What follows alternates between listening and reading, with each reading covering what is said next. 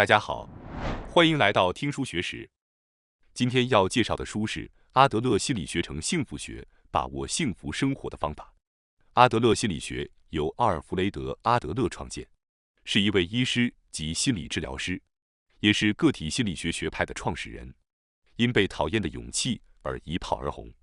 阿德勒心理学的确很了不起。阿德勒所生活的社会与现代社会有很大的不同。那个时候还没有智能手机和电脑，心理学被视为哲学的一部分，而现代实证主义心理学则属于科学范畴。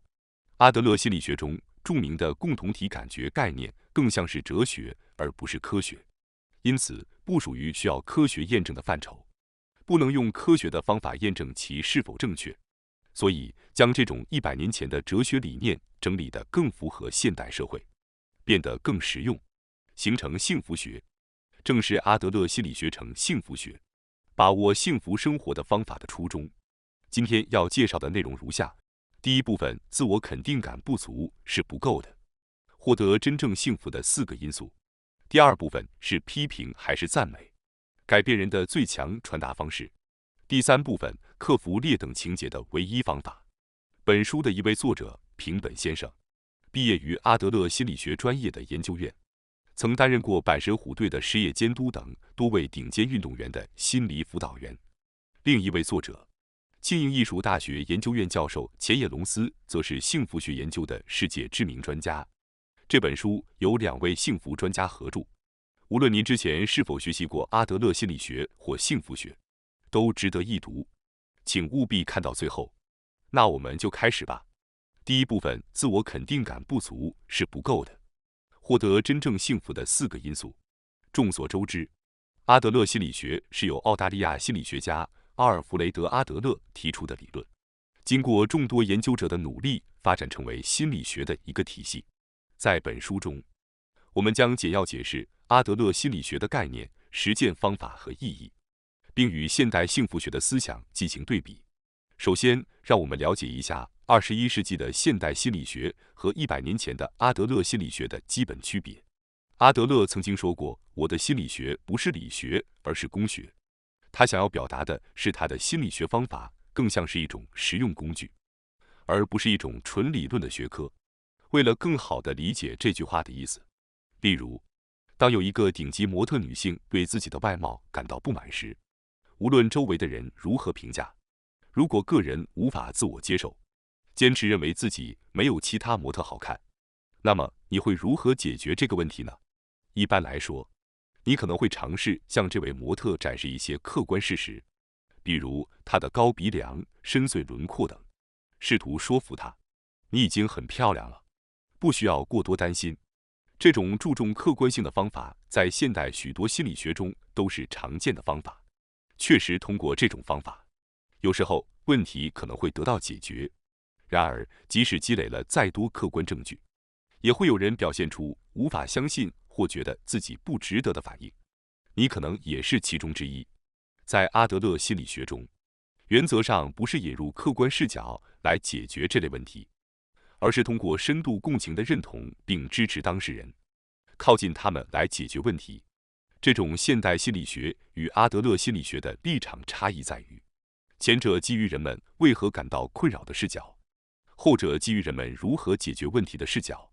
对于阿德勒来说，最重要的是如何解决问题，而不是问题的起因。因此，需要的是能够派上用场的心理学。可以说，如果阿德勒心理学能让人变得幸福，那么放置证据也无妨。阿德勒心理学的核心和基础概念是著名的共同体感觉。阿德勒的继承者之一野田俊作先生将共同体感觉定义为由自我接受、他者信任和贡献感的3个要素。让我们分别来解释一下。自我接受就是如字面意思所述，接受自己。作者指出，自我接受与自我认可看似相似，但实际上完全不同。自我认可是发现自己的优点，而自我接受意味着能够接受自己的优点和缺点。就像之前提到的那位顶尖模特，尽管周围的人都认可他，但他自己却看不到自己的优点。这就是自我接受不足的一个例子。从这个例子可以看出，不论周围人如何评价，只要一个人能够说出我喜欢自己的外表，那么他就能够更幸福。接下来是他者信任，指的是能够信任身边的人。假设有一位经营着一家中小企业的老板，他能够客观地看待自己的优点和缺点，并具有高度的自我接受能力。然而，当他开始觉得不能信任下属时，因为担心将某项业务交给其他人可能会导致销售额下降，他无法信任下属，因此他的负担越来越重，而团队也无法成长。从这个例子中可以看出，仅有自我认可是不足以带来幸福的，幸福需要更多元素的支持。最后是贡献感，是指感觉能够对周围的人有所帮助。让我们看一个例子，有一位退休的男士，他在职业生涯中努力工作，但退休后却过着闲适的生活，家人周围的人都很照顾他。表面上，这似乎是一个幸福的环境，但实际上并非如此。这位男士虽然感到高兴，但由于缺乏对生活的贡献感，他的幸福感却下降了。正如这些例子所表明的，只有这3个因素都得到满足，共同体感觉才能实现，人们才会感到幸福。阿德勒认为，心理疾病和生活中的各种问题都可能是这3个因素之一不足所致。相反，如果能够提升这3个因素，许多生活问题都有可能得到解决。阿德勒提出的共同体感觉的3个要素，在现代心理学研究中已经得到了统计验证。例如，第一个因素自我接受，在前辈进行的幸福学研究中，幸福度与这个因素的相关性最强。换句话说，那些能够接纳自我并且拥有自我需求的人，通常更容易感到幸福，而无法接纳自我的人则更容易感到不幸。在阿德勒心理学中，共同体感觉的3个要素被认为至关重要，而在现代幸福学中，认为幸福的4个因素至关重要。第一个因素是尝试因子，与自我实现和成长有关。拥有梦想和目标，并且能够主动行动的人，通常具有更高的幸福感。这一点已经通过统计数据得到证实。第二个因素是感恩因子，与人际关系和感恩有关。能够与他人建立积极联系，并且表达感激之情的人，通常具有更高的幸福感。阿德勒心理学中的他者信任和贡献感与这一感恩因子相对应。研究表明，与他人建立信任关系和对他人展现善意会增加幸福感。第3个因素是无论如何都能应对，总是积极向前、情绪转换快的人，往往具有较高的幸福感。通过各种研究，我们知道这一因素与自我需要之间的相关性非常高。当自我需要得到满足时，人们就会更容易积极看待事物，对未来抱有乐观态度。最后一个因素是以真实的自我示人，与独立性和真实性有关。能够不受他人眼光影响，表现出真实自我的人，通常具有更高的幸福感。就像在阿德勒心理学中，只有这3个要素全部齐备，人们才能获得幸福。同样的，在现代心理学中，人们认为只有这4个因素同时存在，人们才能变得幸福。例如，一位大公司的总裁可能会认为自己的能力还不够，认为自己必须更加努力才行。因为内在的需求高而自我接受低，所以他们会把自己逼得太紧。在这种情况下，由于缺乏对他人的信任和对社会的贡献感，很容易陷入工作狂和自我毁灭的状态。只顾自己过度劳累而导致精疲力竭的风险很高。相反的，如果过度强调感恩因子，也可能会容易陷入自我牺牲或共依存的风险。在医疗行业中，这种情况比较常见。那些过于关心他人、觉得自己无足轻重的人，也容易因为过度努力而面临疲惫的风险。拥有尝试因子的同时，保持对他人的信任，同时接纳自我并肯定真实的自我，这样才能找到幸福。自我接受、对他人的信任和对社会的贡献感，这3个元素作为阿德勒心理学的基石，已经被证明是现代心理学幸福的4个因子之一。接下来是第2部分，是批评还是赞美？改变人的最强传达方式。这是拉近人与人之间距离的重要因素，同时也是阿德勒心理学中一个关键而复杂的主题。我们将尽力以尽可能清晰易懂的方式，并且举更多具体例子来解释。作者认为，理解和实践阿德勒心理学中的目的论是重要的。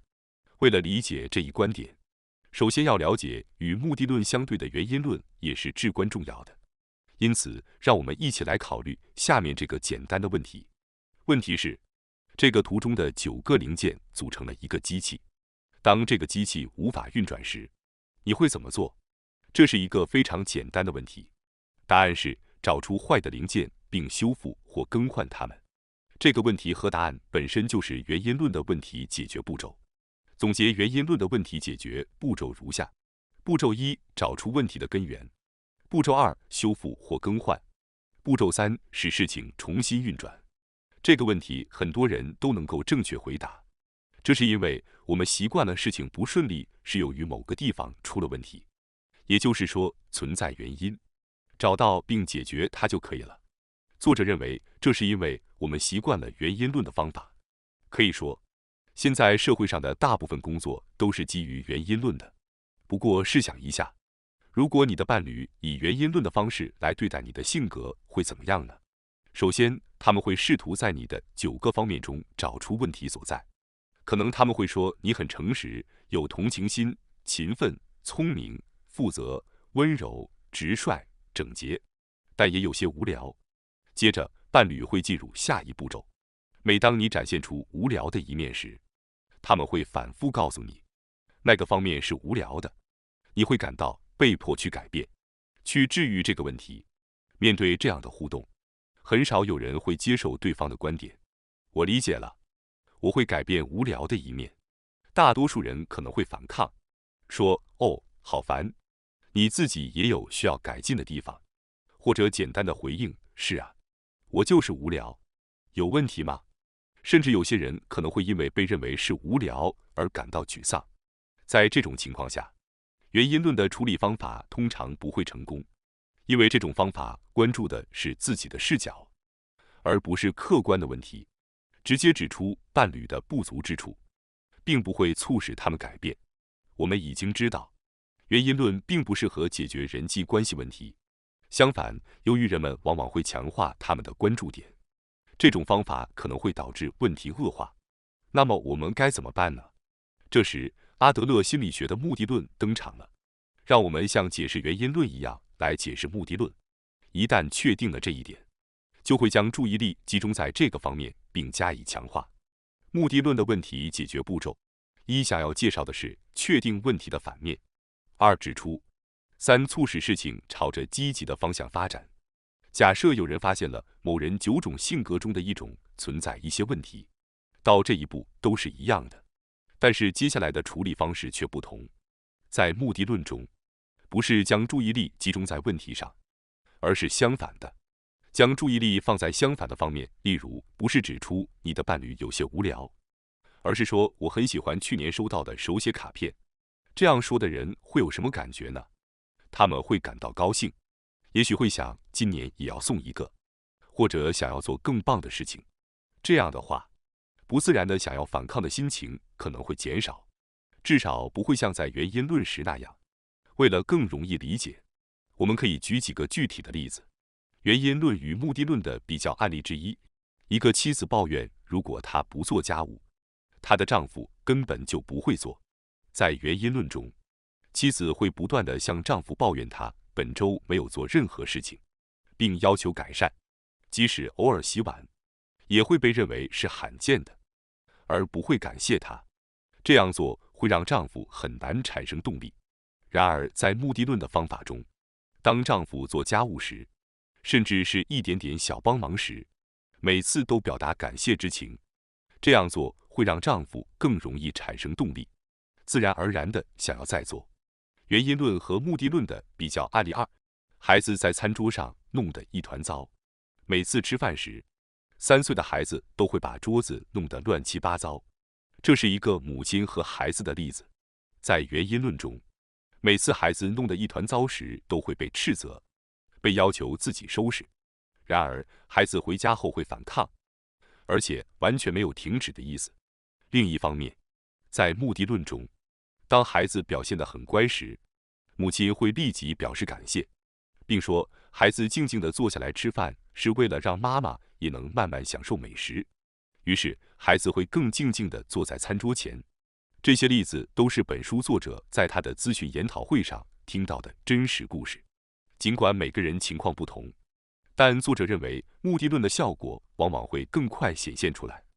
因此，采用目的论的方法往往能够轻松解决那些原因论难以解决的问题。为什么原因论和目的论会有这么大的差别呢？所以，让我们通过举例来说明。以指导运动员为例，采用原因论指导运动员，即资源追求型解决方法注重技术和能力，并追求正确性，会通过技术训练来避免错误，会严厉批评错误。对于被期望获得奖牌的选手，会鼓励他们一定要夺金，否则就没有意义。一些运动员可能会因此而感到压力，甚至陷入焦虑状态。采用目的论指导运动员，即目的论的资源追求型解决方法，追求心态的良好和愉快，会将注意力放在运动员的优点和成长上，而不是避免错误。无论是否获得奖牌，都会鼓励他们发挥出最佳水平。这样做可以让运动员在比赛中处于资源充沛的心态下，最大限度地发挥个人潜力。同时，他们也会积极参与训练，最终达到提高资源的目的。这些例子表明，在指导人员的情境中，目的论比原因论更为优越。无论是在体育运动还是生活的各个方面，技能、能力和知识等资源都是非常重要的。然而，人并非机器，如果过于追求资源而忽略了心态，就会导致心态无法充分发挥资源，从而进入到非资源丰富的状态。在这种情况下，原因论往往无法发挥作用，因为很多问题就是由这种模式引起的。相反的，正是由于这种情况，目的论资源追求型解决方法才能取得巨大的成果。目的论可以在各种情境下发挥作用，比如人际关系、子育、下属教育等。如果你在人际关系中遇到问题，一定要尝试实践目的论。第3章克服劣等情节的唯一方法。突然间，大家是否能用一句话来概括自己的性格呢？作者表示，在准确描述自己时，一致性是一个关键问题。这个人被认为是内向的性格，但并不代表他在任何情况下都会退缩。人的行为是根据情境而变化的。在重要的会议中，如果有人要求更详细的解释，他可能会说“我不介意”。通常情况下，内向的人不太可能这样做。但是在下一次会议中，如果有人要求做一些额外的娱乐活动，他可能会感到有些犹豫。阿德勒用生活方式一词来准确描述这种情况。他认为人类的行为取决于生活方式，也就是性格，以及生活任务的情境和挑战的结合。这意味着根据不同的生活任务，生活方式会有所变化，因而行为也会相应的变化。就像之前的例子所述，一个人可能在某些情况下表现得内向，而在另一些情况下可能会表现得积极。这意味着在任何情况下，没有人会永远是内向的，也没有人会永远是积极的。关于生活方式，稍后会详细解释。首先，让我们更多地了解生活任务。生活任务指的是特定的情境或挑战。阿德勒将人类的生活任务大致分为3类。第一个生活任务是工作任务，这意味着处理工作情况中的人际关系和挑战。在工作中，为了有效地完成工作并达到成果，必须维持必要的人际关系。这并不意味着要和别人成为朋友或喜欢对方，因此在工作环境中，通常与他人的关系会保持一定的距离。第二个生活任务是有益任务，指的是与自愿建立此类关系的人之间的人际关系。与工作任务不同，有益任务没有利益关系或束缚，可以自行调整距离感和信任度。第3个任务是爱情任务，代表着无条件的信任，这指的是与父母、子女、配偶或伴侣之间的人际关系的情况和挑战。由于无法简单的逃避与合不来的人的关系，因此很多人都会为此感到困扰。总体而言，在工作任务中，人们在处理工作上的交往时会互相妥协，因此相对较少发生问题。相比之下，爱情任务更容易要求亲密关系，即使在表面上装作相处得很好，也很难成功。友谊任务则位于这两者之间的亲密度。在职场中，一个被尊敬为人格魅力者的上司，实际上可能在家庭中表现得傲慢或极度胆怯。这种情况经常发生。作者认为，造成这种情况的原因在于对于不同生活任务所需距离感的不同。阿德勒建议，当人际关系出现问题时，首先应该根据任务的亲密度进行整理和考虑。在爱情任务中遇到的问题是不容易放弃的挑战，就像换工作一样。相比之下，在友谊任务中出现的问题更容易保持一定的距离。至于工作任务，本来就不需要过于亲密，因此可以根据工作生产力的优先级和个人职业规划来解决。接下来，让我们一起看看另一个影响我们行为的要素——生活方式。这与生活任务并列。就像之前所述，生活方式指的是所谓的性格。阿德勒认为，生活方式由以下4个要素构成：对自己的看法、对他人和世界的看法、对当前状况的看法，以及理想情况下，你希望成为什么样的人呢？在阿德勒心理学中，性格是由这4个要素的组合构成的。阿德勒认为，敏锐的观察者可能已经注意到，实际上世界形象也是如此。尽管我们生活在同一个世界中，但每个人对世界的看法却不同。有些人认为世界是一个充满友善和合作的地方，而有些人则认为世界是一个竞争激烈的地方。由于人类对世界的感知是主观的，所以我们的世界观必然会在其中投射出特定的模式，而塑造了我们的个性和生活方式。那么，这种生活方式是从哪里来的呢？阿德勒指出，这种形成既受到遗传因素的影响，也受到环境因素的影响。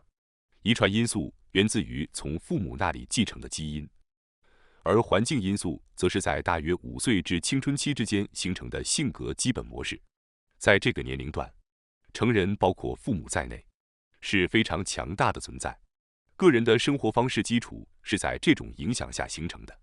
阿德勒认为，然而到了大约小学5年级，他们会意识到即使是成年人也不是完美无缺的。孩子们开始能够以更冷静的态度看待事情，比如我的妈妈有时候很天然呆，有点搞笑，或者我爸爸生气的时候有点滑稽。在这个时候，孩子们开始选择性格并自行决定。然而在这之前，遗传因素会起到重要作用。阿德勒特别强调了器官劣等性。器官劣等性是阿德勒提出的一个概念，指的是对于某些孩子来说，如严重的哮喘、体质虚弱、视力或听力障碍等，与其他孩子相比，这些缺陷明显地限制了他们的生活。阿德勒将器官劣等性对个体的影响分为3个阶段，分别是劣等生、劣等感和劣等复合症。劣等生指的是客观事实，如生病、身体不健康或智力不足等。劣等感是指对自己的不足持有消极情绪，比如我得了哮喘，所以我没办法，或者我学习的偏差值只有30，所以我很笨。劣等性会影响情绪状态，以此作为借口来回避3个生活任务的情况，比如我是废物，所以我做不到，或者我很笨，所以我不学习。阿德勒关注的是劣等感如何转化为劣等情节的问题。器官劣等生所引发的劣等感不一定会演变成劣等情节。举例来说，即使是听力有障碍的人，劣等感也可以以积极的方式发挥作用，比如通过训练耳朵成为音乐家，或者因为听力有障碍而选择成为画家。这种情况被称为建设性的应对，不会导致劣等情节。许多实际案例都证明了这一点。就像年轻时患有肌萎缩侧索硬化症的著名物理学家霍金博士一样，他就是一个例子。相反的，有些人会将劣等感作为回避生活中任务的借口，针对这些采取消极对策的人，我们应该如何促使他们采取建设性的对策呢？作者提到，将负面性格引导至建设性对策的有效方法包括冥想和正念。日本的野田俊作老师几乎将阿德勒心理学和冥想视为同义词。阿德勒建议人们要通过用眼睛看、用耳朵听、用心感受的方式来认识世界，这其实就是在进行冥想。研究表明，持续进行冥想会增强共情能力，促进自我肯定感和与他人的信任，从而有助于消化劣等感，将其转化为积极的建设性应对方式。如果你感到被劣等感困扰，不妨尝试一下冥想，也许会有所帮助，看看效果如何吧。通过冥想和正念，我们可以改变消极的劣等感，将其转化为积极的建设性对策。无论我们面对什么样的困难和挑战，都可以通过培养积极的心态和行为方式来克服。感谢大家收看今天的节目。如果你喜欢我们分享的内容，记得点赞、订阅并开启小铃铛通知，第一时间获取我们的更新。在下次的节目中，我们将继续为大家分享更多有益的书籍。再次感谢大家的支持，我们下期再见。